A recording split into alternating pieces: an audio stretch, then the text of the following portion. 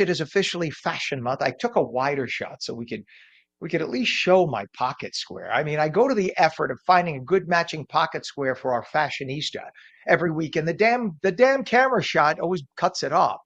But it is officially Fashion Month when the world's biggest designers take over four global cities, starting in New York, then moving to London, Milano, where the Olympics are right now, and Paris.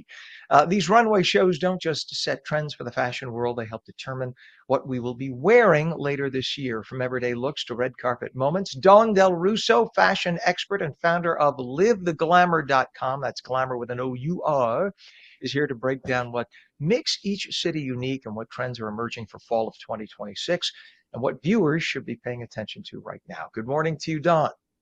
Good morning, Ken. I could see your pocket square, so it I looks get all really nice. excited like Del Russo's on today. I bet it looked like I took a minute to think, I and like then it. the camera angle is here. For gosh sakes, I I love see it. it. I keep seeing it pop up, so it looks good. It's a nice touch. Thank you. I Um, I appreciate that. Well, tell us what yeah. sets Fashion Week apart in New York from other cities. Yeah, this is, I mean, like you said, it's Fashion Month because it runs throughout the month. And this goes on twice a year. So, this time of the year in February, we're actually seeing the styles that are going to be shown for the fall. So, it's for fall 2026, and it does start in New York. Starting in New York, we kind of kick it off.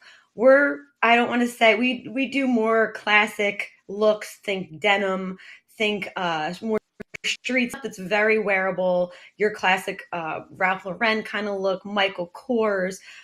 We have all those type of designers that are your core base starting in New York, the things that you're really going to look to and say like, oh, I could wear that.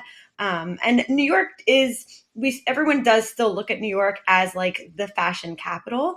But when you start to move on to say, let's say London, Milan, and Paris, they're the ones who are really going to show the show-stopping looks, the looks that are wow moments on the runway. And the thing that those cities have in common, I mean, London, obviously, a lot of people in New York assume New York is a bigger city. London's a bigger city and a bigger metro. London is like 10 It's million people in the city. It's huge.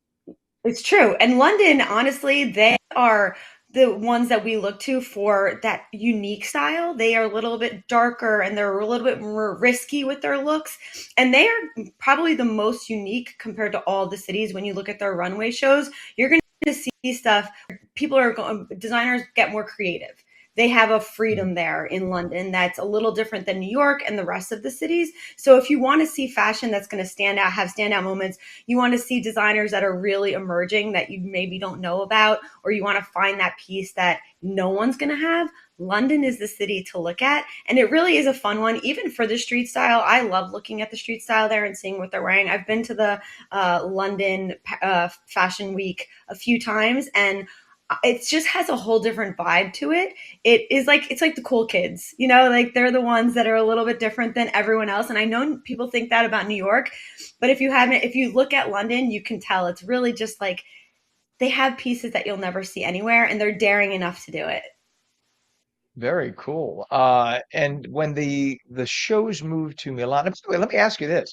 Do a lot of the Yeah. fashionistas go from city to city during Fashion Month? Do you start out New Yeah. York, London, Milan?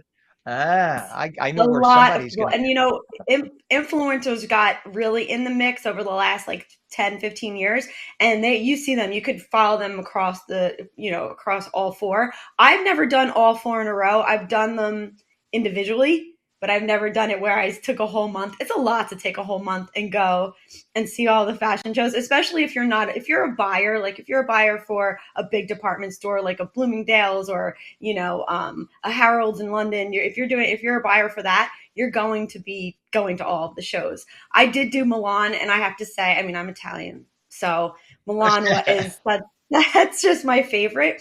And they're the fashion houses that you really, I think, stand out a lot. Versace, Fendi, Gucci, those runways. I mean, right now, the way it is, you never used to be able to have access unless you were going, you were invited to the fashion shows. You didn't really have access to seeing what was going to be shown on the runways.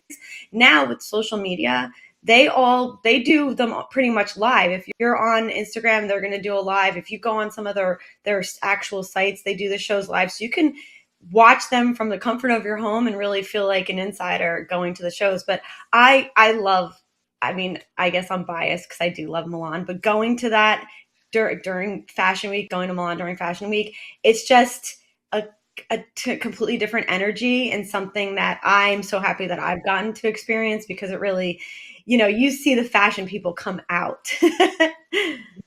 Well, listen, I got to cut you for a second because we're only down to 30 seconds. You got to give us 30 seconds of Paris. Yeah, Paris is your class. Chanel, YSL. They're the ones that are Dior, the fashion houses that pretty much started it all. So if you want to go and see fashion at its best, it's going to be in Paris. I have to say, those people are so elegant.